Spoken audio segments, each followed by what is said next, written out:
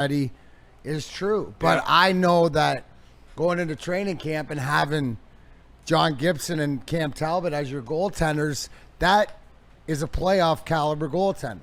Agreed. Like that can get you there and get you those wins. Now it's interesting because free agency is underway, but who do we add?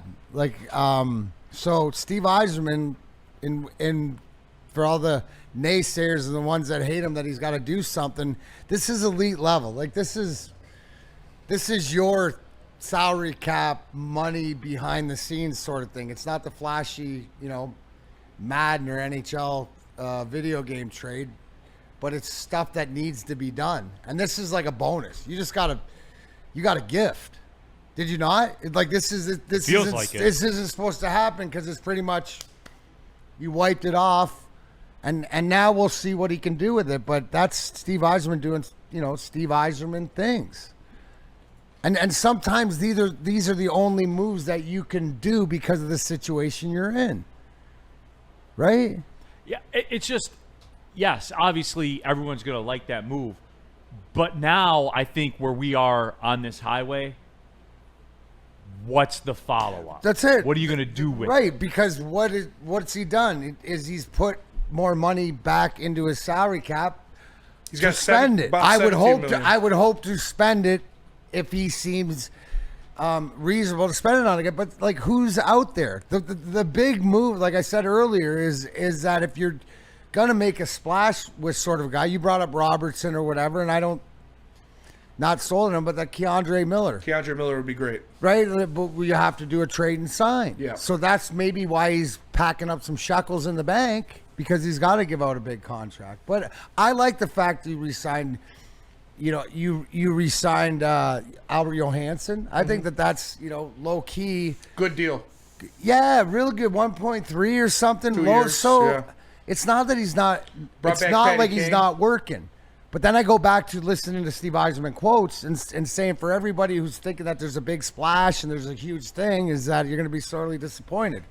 But I think as a Wings fan and trying to focus in on can we make the playoffs, can we get better, is this team getting better? Well, sometimes your subtractions where it doesn't cost you, you don't have to buy guys out, doesn't go against you.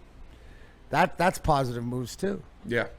Like the free agent thing, and I keep hearing everybody talking about like Keandre Miller, like from the Rangers, restricted free agent. You're gonna have to get in the waters to be able to do that.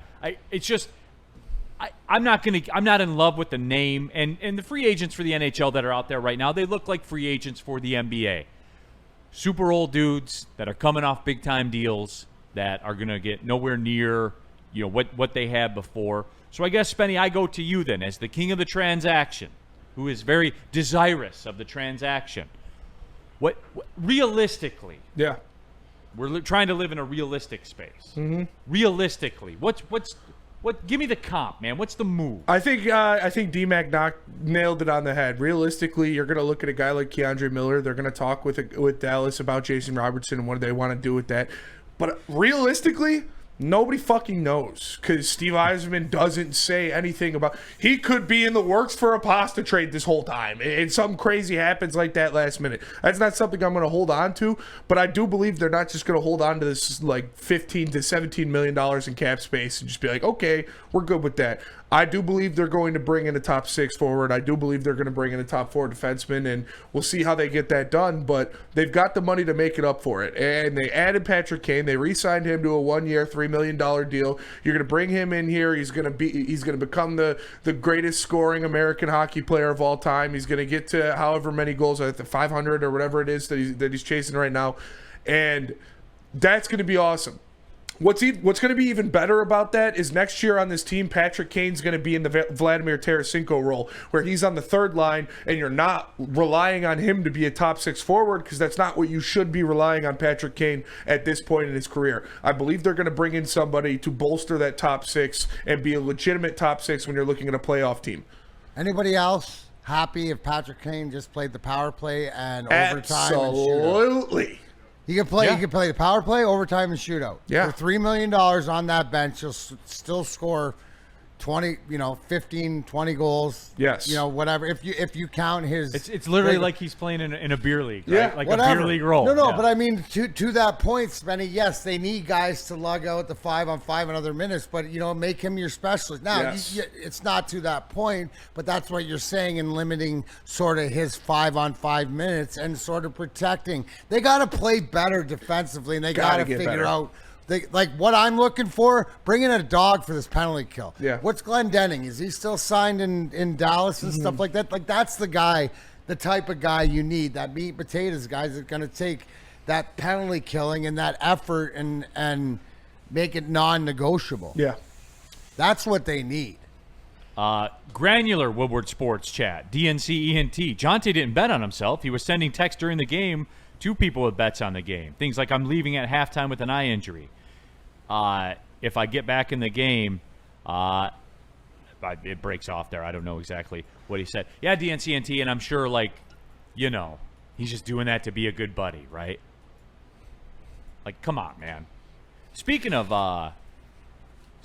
granular, the whole Karis LeVert, Jaden Ivey thing that's going on in there, guys. Who cares how you get to the numbers you get to? They're very comparable. And they're asked to do the same thing.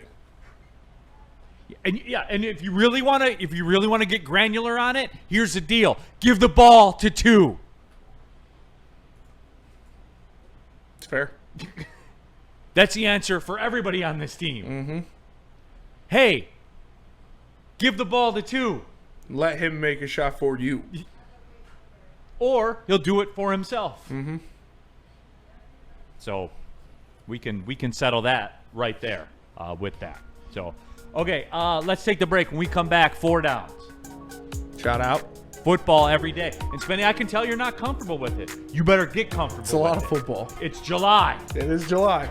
They have a game in like 3 weeks. I'm a big summer guy. I like baseball a lot. I like the kind of relaxing. The show goes on. I know.